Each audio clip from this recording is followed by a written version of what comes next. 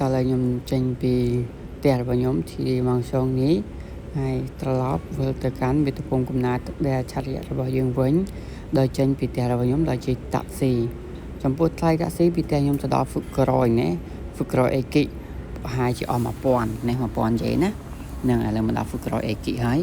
អញ្ចឹងយើងឡើងហ្វឹកក្រយអេគិ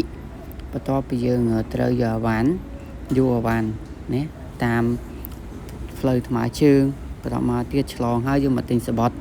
យើងទិញតាមទូងាយហើយបន្តមកយើងដាក់ចូលច្រកផ្លុចហើយយើងក៏អូសបានចូលមកខាងក្រោមបន្តមកទៀតខ្ញុំសូមណែនាំអ្នកគ្នាណា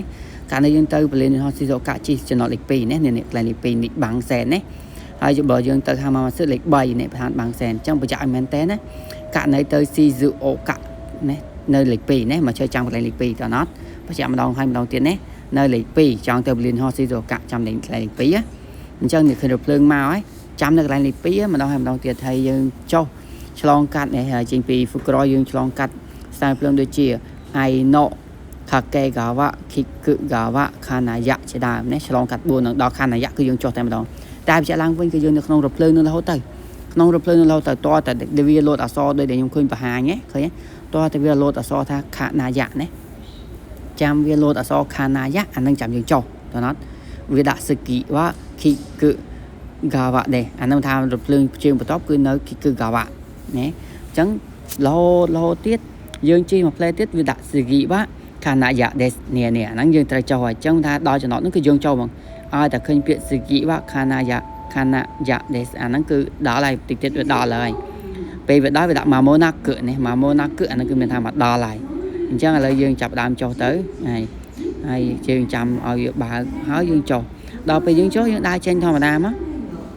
អ្នកទាំងអស់គ្នាអាចធ្វើការដើរចេញឆ្លងចេញមកដល់យើងអាសបត់មិញកុំឲ្យបាត់ណាសបត់ដែលយើងទិញមិញណា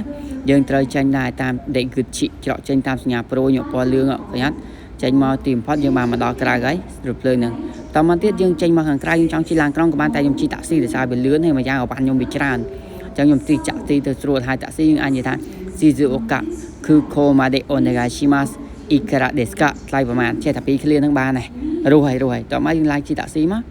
រហូត